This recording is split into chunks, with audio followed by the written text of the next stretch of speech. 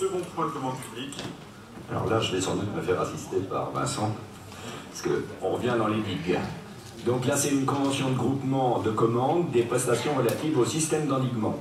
Dans le cadre des nouvelles obligations liées à la compétence GEMAPI, donc on vient de vous présenter, les établissements de coopération intercommunale doivent d'ici 31 décembre 2019, ça c'est ce que je viens de vous dire, faire autoriser les systèmes d'endiguement qu'ils entendent prendre à leur charge afin de garantir la protection de zones habitées contre les risques d'inondation et de submersion. Donc approuvé par le préfet le 26 novembre, la stratégie locale, alors ça c'est la SLGRI, donc là vous avez le détail, c'est la stratégie locale de gestion des risques d'inondation pour le territoire Saint-Malo, baie du Mont-Saint-Michel, contient une quarantaine d'actions listées par ordre de priorité permettant d'améliorer la connaissance des risques et de mettre en place les outils de lutte contre les phénomènes d'inondation et de submersion. Dans cette stratégie locale, avec un ordre de priorité important, l'action suivante, définir une structure unique, compétente pour la gestion d'un même système d'endiguement cohérent.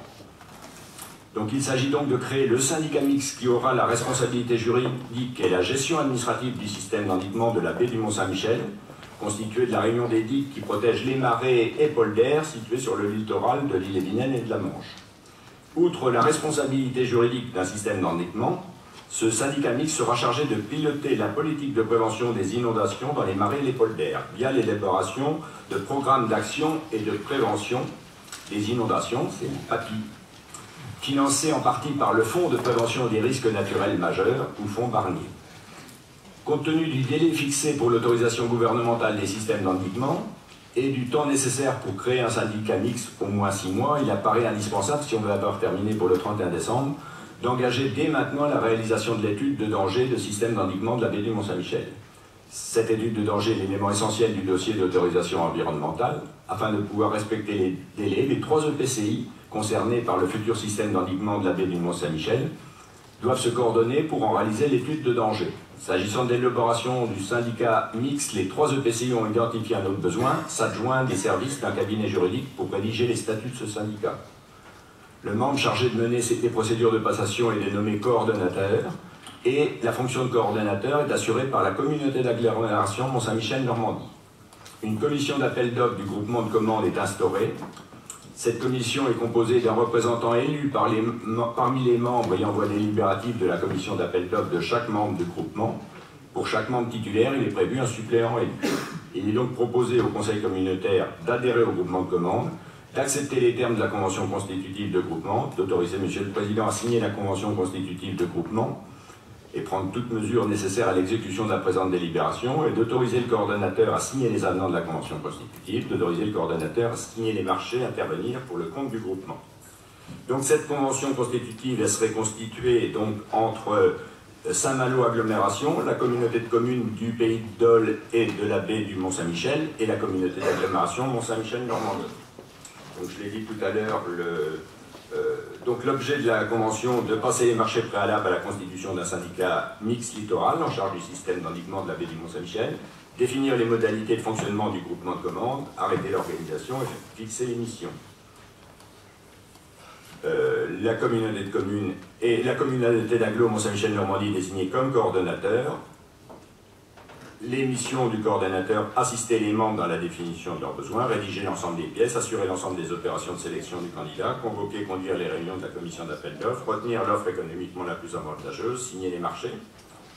Et les autres membres: Saint-Malo Agglo, le pilotage technique de l'exécution des prestations et mise à disposition des documents nécessaires à la réalisation des missions, et la communauté de communes du Pays de Dole et de la baie du Mont-Saint-Michel, l'organisation des réunions et des comités de pilotage et diffusion des livrables. Donc, les membres à voix délibérative, le représentant de la commission d'appel d'offres des groupements de commandes de la commune d'Agglo Mont-Saint-Michel-Normandie, un représentant de la commission d'appel d'offres de Saint-Malo et un représentant de la commission d'appel d'offres du Pays de Dole. Et la commission d'appel d'offres est présidée par le représentant du coordonnateur. Les dispositions financières: un tiers, 33,33% pour Saint-Malo Agglo, 33,33% pour le Pays de Dole et 33,33% pour la CA Mont-Saint-Michel-Normandie. Et la durée de la convention, à partir de la notification, Le groupement de commande a une existence conforme à la durée nécessaire à la réalisation de son objet sur le fondement des dispositions législatives, réglementaires et contractuelles à venir. Tu veux ajouter quelque chose? Voilà. C'est Vincent qui va répondre aux questions. Vincent, pas de commentaire initiaux. Y a-t-il des questions alors sur On peut juste relever que donc il y a deux choses. Effectivement, il y a l'étude juridique de la création du syndicat mixte, puisque seule une structure juridique pleine et entière peut assumer la responsabilité d'un système d'endiguement. Donc ça, c'est ce qui nous avait été notifié par les préfets, les deux préfets.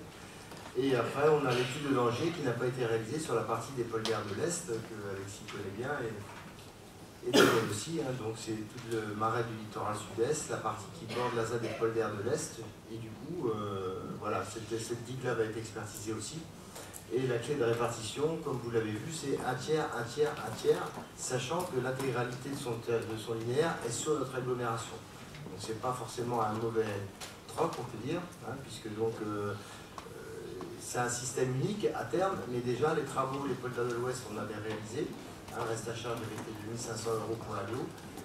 Les marais de Dole, on n'en a pas entendu parler, on n'a pas participé au financement. Et pour compléter le système d'endiguement, il y aura donc cette fameuse digue des polderres de l'Est qui va à l'est du Mont jusqu'à Rochetorin. Merci Vincent. Donc tout ça est le résultat aussi, cette délibération ce soir, hein, c'est le résultat de plusieurs réunions qui nous ont amenés à côtoyer nos homologues bretons et à faire travailler aussi les deux sous-préfets de Saint-Malo et d'Avranches. C'est la formule la plus efficace qui nous permet de mettre en œuvre dans un premier temps ces études et puis ensuite une politique commune visant à protéger les installations terrestres menacées par d'éventuelles submersions marines. Y a-t-il... Alors, Yann Rabasté,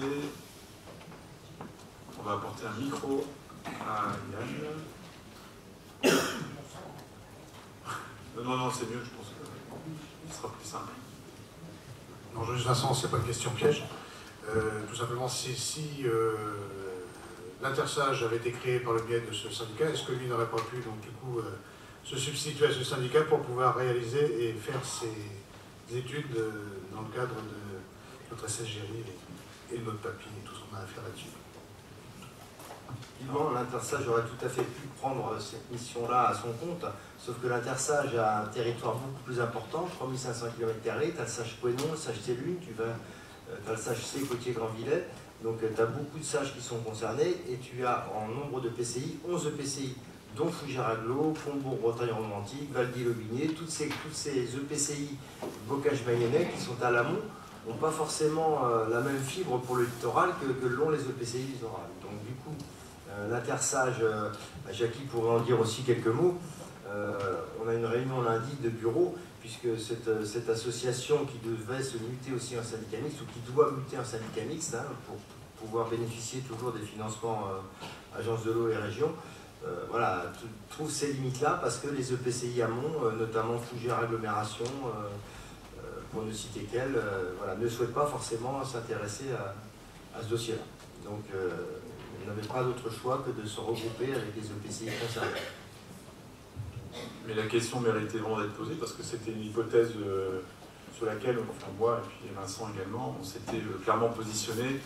On a bien senti que pour certains territoires qui n'avaient aucun trait de côte, c'était quasiment on va dire un casus belli, hein, honnêtement. Donc on a préféré travailler en direct avec nos voisins de Dole et de Saint-Malo pour plus d'efficacité, parce que les négociations auraient pu durer encore bien longtemps. Oui, Yann. Mais c'est juste dommage que là, nos services de l'État n'ont pas su appuyer sur le bouton qui va bien pour que les choses se fassent, comme ils savent le faire pour bien d'autres choses.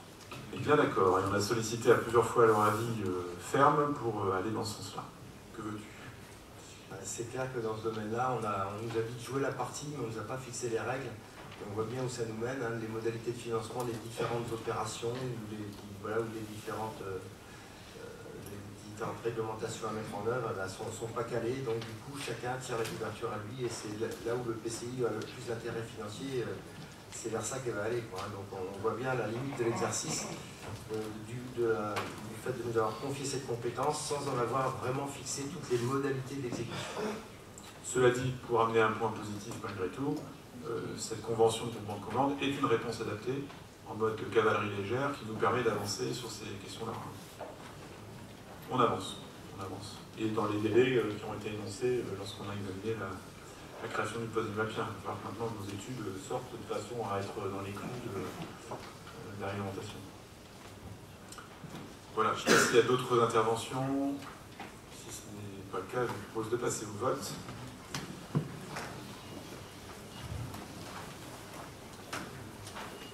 Vous pouvez voter.